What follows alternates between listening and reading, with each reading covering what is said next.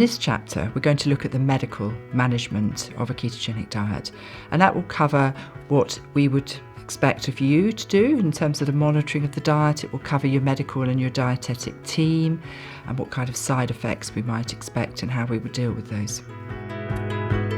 The ketogenic diet is a medical treatment, and it's really important this diet is not done without good medical and dietetic support.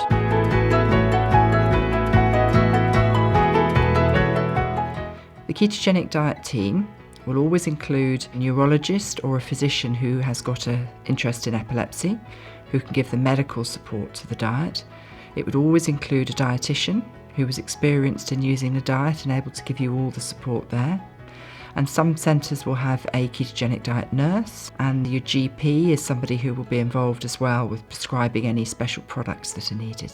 In terms of how often you would see your team, well, we would always see you at baseline. That would usually be an appointment with the hospital team, and that would be to introduce the diet. It would be to assess suitability for the diet. And you would discuss with your neurologist or your doctor about seizure types and about suitability of a ketogenic diet for you, and about whether this is a treatment that you feel you or your child will be able to follow.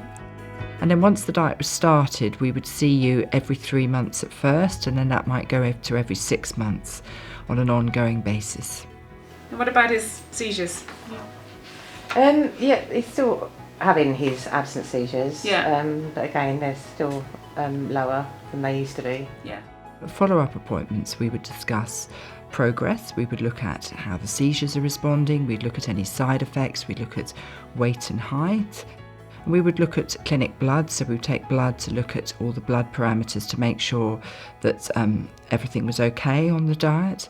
And that kind of thing would be done at every appointment. It's really important that anyone on a ketogenic diet has careful, close monitoring. And when you come to clinic, obviously we will look at that. We will do blood tests to look at certain parameters in the blood. We will look at seizure diaries. We will look at weight and height. But we ask you as well to take on monitoring at home. And we ask you to keep an eye on the weight, and we obviously ask you to look at the seizures. But we also ask you to do monitoring of ketones, and this can be either by doing a little blood test, so that's like a finger prick blood test, and ideally twice a day when you start the diet. Some people prefer to use urine tests, so like a urine dipstick, and again that would be done twice a day initially. If you're doing blood tests, then we look at blood glucose as well, as that's measured as part of the measurement of the ketones. Ketones are what our body uses as an alternative source of fuel in the absence of carbohydrate, particularly if there's no other fuel available. Our body breaks down our body fat and produces ketones to be utilised as fuel in the production of energy. Ketosis means that your body is in a state of ketone production, and ketones are present in the blood. It's the way we monitor the ketogenic diet. What we're trying to do is generate ketones. We know that may not be the way it works, but we know it works most optimally if we maintain a ketosis. And therefore, by monitoring the ketones in the blood and or urine, we know that we're achieving a steady state. What you would do when you're testing?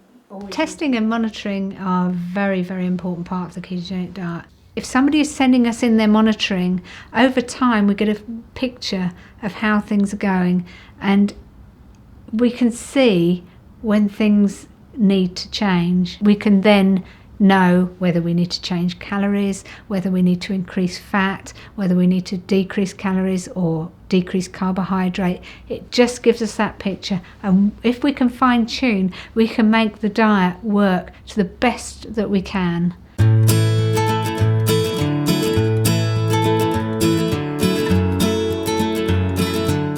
Fine-tuning is an important part of the ketogenic diet. We don't just give you an initial prescription and leave you on it. We need to make sure that's the most appropriate for a particular child or adult. And the way we would do that is we would adjust certain parts of the diet. So we might look at the overall energy prescription. We would also fine-tune the diet to make sure we had the ketone levels right. And the other ways we might fine-tune the diet is we might look at meal distribution and snack distribution if lifestyle changes, and for example you need an extra snack in or less snacks. And we'd also keep a close eye on vitamin and mineral intakes to make sure that any supplements were appropriate for a particular age. But when you're adjusting to your body using ketones as a main energy source, it's common to feel just not quite yourself. And particularly you might feel more tired. Occasionally people complain that they could feel slightly sick. That usually passes, but other common side effects on the diet are constipation. Sometimes people can notice they have a bit of diarrhea. And usually those side effects can be alleviated by adjusting the diet. Levels of fats in the blood can also be changed while on a ketogenic diet. And again, this is something that usually rights itself with time on the diet or with some dietary adjustment. There have been a number of reports of slowing of linear growth. That means you're not growing quite as fast in height as you should, particularly in younger children. But actually studies show that this often catches up in time, either on the diet or if you stop once you stop the diet. I think the concern about side effects brings home again the importance of good monitoring on the diet and really keeping in touch with your keto team if you've got any concerns.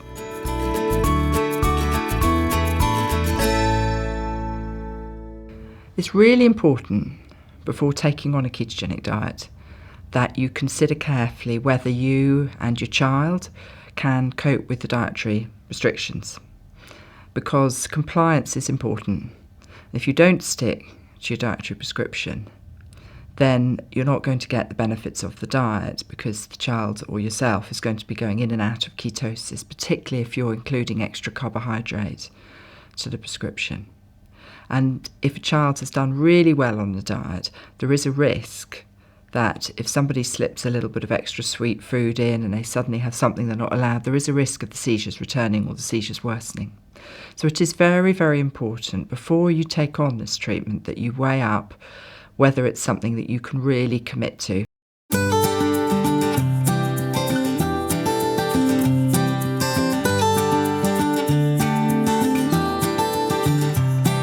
When on your ketogenic diet, you should seek help and advice at any time that you're worried, particularly in cases if you're ill or your child's ill, if there's any change in seizure frequency or seizure type. But the keto team is there to support at any time if you have any concerns.